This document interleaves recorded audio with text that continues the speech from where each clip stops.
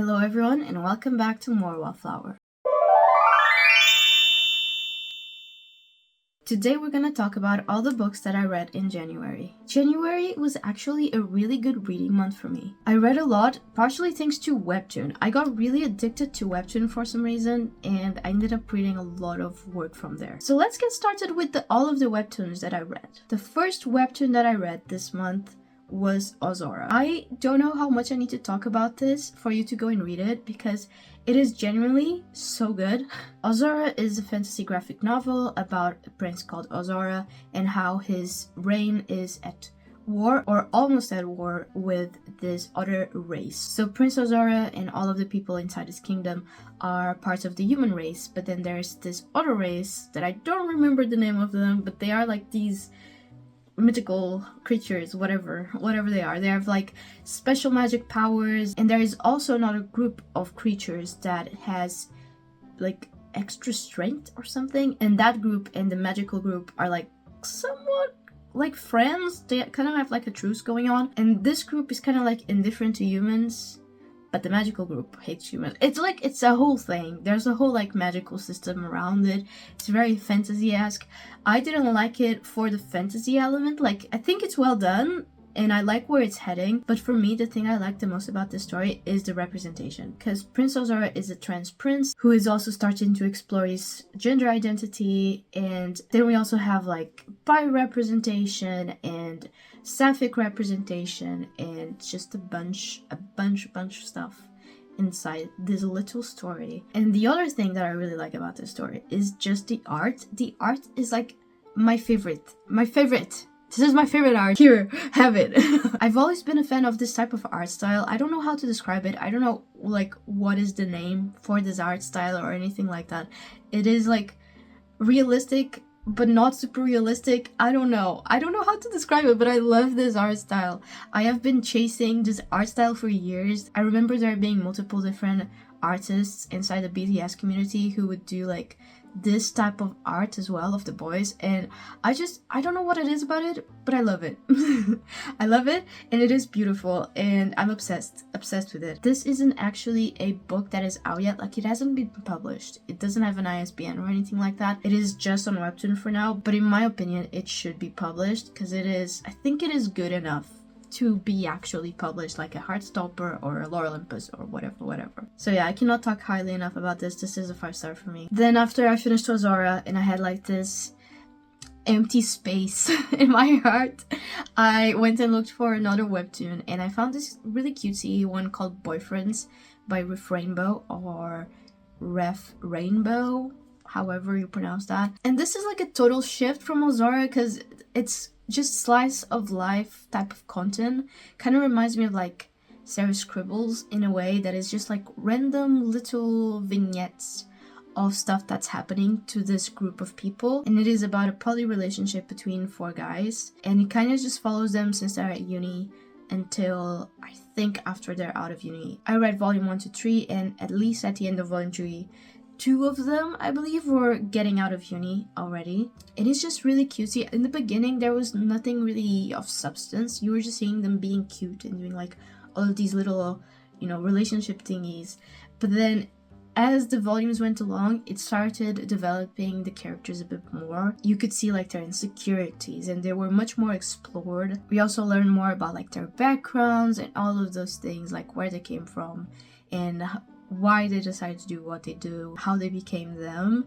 And yeah, it's just really cute. There's really no other way of describing this. This is just really wholesome, and overall the 3 volumes I gave them an average of 4 stars. Then, because I couldn't be on Webtoon without reading Lore Olympus, I read 2 more volumes of Lore Olympus, both of which are scheduled to be released this year. I read volume 8 and volume 9 of Lore Olympus, and this picks up from volume 7 at the end, where we were starting the Persephone's trial, and it just kind of continues from there. You see the results of the trial, and more stuff happens that I'm not gonna talk too much about because it's spoilers, and I just don't know how to talk about volumes that are like, it's not the first volume, so I don't know how to tell you about these books without spoiling them for you if you haven't read the previous ones. But yeah, overall this is a modern retelling of Persephone in Hades, done in this beautifully artistic way. Rachel Smythe has a talent for color work, especially. I feel like she's the strongest at that. Her color palettes are beautiful. I love that she chooses like different colors for each character. So like Persephone is pink, and Hades is blue, and Demeter is green, and like all of these gods have different colors and different characteristics to them, which I think makes it really, really unique. Rachel always delivers, so this was very strong for me, and I give both of them 5 stars. Then, the last webtoon I started and read was Here You Are by D. June. This is one of those cases, I think this is a manhwa? I want to say it's a manhwa, or I don't think it's classified as a manga, but I'm also not sure if it's a manhwa, because I'm not sure if it's like Korean. It's very confusing, because on Webtoon, it's really weird to explain, because on Webtoon, they have started putting this work on there, and they are translating it in English, obviously, but in a way that makes you think that the original work was Korean. But then I finished reading the episodes that were on Webtoon, and I looked for the rest of the work, because I was so, like, obsessed with it, and I needed to know what happened. And I found the original, like, rest of the work, and I read the entirety of it. But that translation was translated as if the original one was in Chinese. So I don't really know how to classify this, but nonetheless, it is the story of 2 guys that fall in love. You know, it's just a typical little slice of life, boy that falls in love with boy, and it takes place at university. You have a guy that is very much out of the closet, very confident in their sexuality, or at least he seems to be very confident in his sexuality. He will take no crap for any of the people who try to bully him. He will like beat them up if he needs to, or he will just humiliate them until they basically submit to him. I don't know how to explain it. And then you have this new guy that joins university who is very shy. He just lost his mother. And he's just like he comes off as very mean looking from the way you look at him, but he just doesn't talk much. That's all it is to it. He's not someone who has had many friends or has had any relationships, and he meets this first guy and he starts hanging out with him more, and he starts falling in love with him, and he starts discovering his sexuality and everything like that. And he's like very okay with his sexuality, but the first guy who we thought was really confident is actually not super okay with this whole thing. Like, he doesn't really want to start a relationship with this guy, and you need to kind of dig deep to figure out why he feels like that, even though he likes him and he knows that the other guy also likes him. So it's like, you know, there's more to it than just him being just a confident guy. You know, there's stuff that you need to dig into. I think content warning wise, there is like homophobia for sure from family side. There is loss of a parent. There is also like a relationship between a younger guy and a much older guy, like 20 years of difference. That's not like necessarily a bad thing. The younger guy is of age, but I thought I would mention that in case that was like something you don't like to read. And yeah, it just kind of follows these characters throughout 7 books, and also the side characters, which I really appreciated. That not only did we get the main couple, we also got the side characters that we were following, and we were like growing with them and seeing where their story would take them. Because this story initially takes place like during a few months, like very, very slow, the first few volumes, but then towards the end it is much quicker, and you actually see them like get out of uni and get jobs and all of these things. So yeah, I definitely recommend this. This work is also completed, so there's no more than 7 volumes, that's it, and I gave them an average of 4.5 stars. And those were all of the webtoons that I read. So now let's go on to something else. I read more graphic novels besides webtoons, so I'm gonna talk about those next, starting with The World of Edina by Mobius. I actually have this in physical form, but it's too heavy. I'm not gonna hold it up. It's okay. You can see the picture, and I'll be happy with that. How do I explain this book? This is like a science fiction book. It takes place way in the future. It started off as a comic for Citroën, the car company. They paid Mobius to do like this little short comic about cars so that they could give it to their highest paying clients as a little gift, like Christmas gift. And Mobius kind of just started writing it, had like one of those episodes that you often hear like creative people have, where they just something clicks inside their brain and all of a sudden they've drawn like 30 plus pages of this comic, or they've written like 30 plus poems, or you know, that kind of episode. And that's what happened to him. And then he ended up transforming what was supposed to be something really small for Citroën, like 5 pages or something it was supposed to be, into 350 pages. And now we have the world of Edina. It basically is about the consequences of people who are so used to eating synthesized food, who then start eating biological food, and how that affects the human body. And honestly, it is a wild ride. I was confused for the most of it. There were a lot of parts where I was like, I don't know if I'm mad at this or if I'm just too dumb to understand it, because there were parts that read to me as like transphobic, and I don't know if it actually was. I don't know if it was. I don't know if I was just misinterpreting it, because it's really, really difficult to understand this book. Truly, it is wild. The review I wrote for this on Goodreads was, whatever this guy was smoking, I fear it. And I stand by that. I stand by it. The art is really beautiful, I will say. I was awestruck, especially by a few of like the page-long illustrations. It was really, really beautiful. And I can definitely see its worth inside the science fiction genre. It just, personally, was not my favorite work ever, so I gave this 3 stars. Then the next graphic novel I read, I borrowed this from Libby, and it is called Light Carries On by Ray Nadine. And this was like completely off my radar. It just kind of appeared for me on Libby, and I was like, sure. I wasn't the biggest fan of the art style for this. I like that he used like mostly like blue, black, gray, and white tones. I find it very interesting when authors decide to choose like just one specific color palette instead of playing with all the colors. I feel like it can make very, very good looking pieces of art. This art style just wasn't for me personally. Like the line work just wasn't my favorite.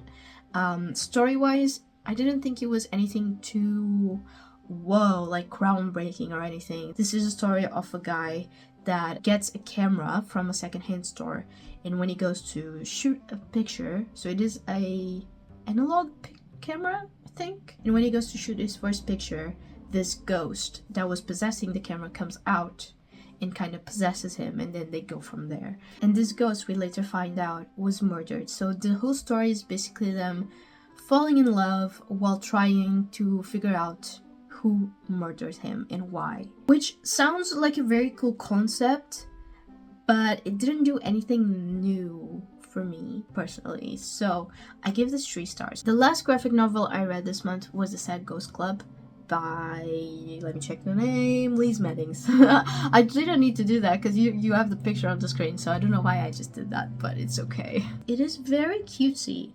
I think the way I described it on my Instagram was, this is like a wholesome take on anxiety and how anxiety can make you feel invisible. It's just really relatable at times, especially relatable to my teenage years, I would say. Like, I don't think it is quite as relatable now because my anxiety and my, like, the way I see myself is much different to when I was a teen, but it is definitely very relatable for those ages. And I think it's really important to read this, just in case people are feeling like this, they know that they're not alone or anything like that. So yeah, I definitely recommend. It's really cutesy. The art style is really cute as well, and I give this 4 stars. Okay, we are done with graphic novels. I think my voice is like slowly but surely going away. I am still very much recovering from a cold, so this is fun, this is interesting, this is great. Right, let's talk about books that have writing in them. How do you even call books that are, you know what I'm trying to say. That's all that matters. Right, so I read 2 books with words. 2 books with words. One of them was The Maidens by Alex Michaelides, and this is a dark academia book set in Cambridge, where there have been multiple murders of students from the same college. We kind of follow the main character who lived in London, and her niece is studying at Cambridge, and she's the one that lets her know that all of this is going on. So she goes to Cambridge and tries to, comfort her niece while trying to figure out what exactly is going on. She is a psychiatrist, I want to say, and yeah, you kind of just follow this whole intrigue slash mystery. I thought the premise was interesting. I was really excited to read a book that took place in Cambridge, but unfortunately it just didn't feel atmospheric enough. As someone who actually lives in Cambridge, it didn't feel like he was doing Cambridge justice. And plot wise, I only half saw the end. Like, I didn't fully expect the end. I was a little flabbergasted by the ending. I thought I was being like tricked. So that gives it a few more points, I suppose. But a lot of these characters were just annoying me. I'm gonna be so for real. A lot of these characters were just annoying me profusely. So because of that, I gave it 3.5 stars. And the final book with letters, what do we call those, that I read this month was Blue Sisters by Coco Mellors. This follows 3 sisters 1 year after they lost their 4th sister, and you're kind of following all of their lives and how they're interconnected and how they're individually dealing with grief. This is like a true Coco Mellors book. It is very heavy on character exploration and character development. All of the characters are flawed, and you kind of just need to roll with it and see where you're gonna end up next. I really enjoy Coco's work. I think she's an excellent writer. She makes me feel things, and that is like really important to me. This book made me feel for these characters. I was feeling the pain that they were feeling alongside them. I almost cried with it, which is a very rare for me. That doesn't happen often, as you know. So definitely recommend. It is beautiful. Her writing is stunning, as always. I do feel like this work was more mature in comparison to her debut, Frankenstein. No, I always say Frankenstein. Cleopatra and Frankenstein. That's the name of the first book. I feel like it definitely matured from that first one, especially in terms of like the weird little metaphors that she would just throw in on the first one. It's not that this one doesn't have its quirky little metaphors, but it's much more subdued and it makes way more sense with the story and the way that it's written, I feel like. And I gave this 4.75 stars. It was really good. Right, I have only 2 books missing. And my voice is like almost gone. So the next book that I read was The Captain and the Glory. This is a short novella, and it's like very like, it's a parody, really. It's satire on Trump. It's funny. That's all I'm gonna say about it. It is really funny, and it is very like accurate. Like, you will laugh so you don't cry type of vibes. I think it is told in a very clever way, because it is told from like this boat, like captain of a boat perspective, like this massive boat. And it is, yeah, it's just really clever. I really like the way Dave did this. I think it's very much worth a read, especially in the climate that we are living right now. And I gave this 4 stars. And then finally, I read an autobiography. I read Beyond the Wand by Tom Felton. So this pretty much just follows Tom's like acting career since he got his first gig to like when he's an adult and he's been through rehab and all of these things. And you just see like him grow through his own eyes, and it's really interesting. I thought especially the acting side of things was really interesting. I was really interested in that part. I think, and I've said this on like the TikTok that I filmed of my wrap up for this month, I would love to see him on Sit and Chat with Bradley Stephen Perry and Jake Short. I think they would have such an interesting conversation because their acting childhoods were very different. Like, Tom could still go to school, for example, while acting, go like to an actual public school. Obviously, there was a point where he stopped being able to go, but for a long time, he was able to go to a public school while doing acting, whereas Bradley Stephen Perry and Jake Short didn't do that. They had to have school during sets, and there's just a lot of different ways in which their acting career like was when they were children. Like, it really differed a lot, and I think it would just make for a very intriguing conversation. This is me manifesting it. I don't think it's ever gonna happen, but I am manifesting. I don't really know how to rate autobiographies, to be honest. It feels a bit icky to rate autobiographies, but if I did have to rate it, I would give this 4 stars. I think it's definitely good, but there's moments that are a bit repetitive. Like, he keeps using Harry Potter language for everything. Like, if Harry Potter has no more fans, it's because he's dead, okay? Tom Felton is not alive anymore. Like, he is such a massive fan of the franchise, which is fair enough, like he made him, but he keeps using like the expression like muggle parents, muggle friends, and all the titles have like some sort of magic word in the title of the chapter, and like I don't know, it's kind of a lot. He also repeats that he has 3 older siblings quite a lot in the first few chapters. Just in case you didn't know, he has 3 older siblings. So yeah, because of those things, I couldn't give it 5 stars. But again, take this with a grain of salt. Like autobiographies are, I don't really know. I think I won't rate them from now on. So it's just really awkward, isn't it, to rate someone's life. But yeah, those are all of the books that I read in January. 20 total, in case you were counting. Let me know how many books you read last month and which one was your favorite and which one was your least favorite. And I will see you in the next one. Bye!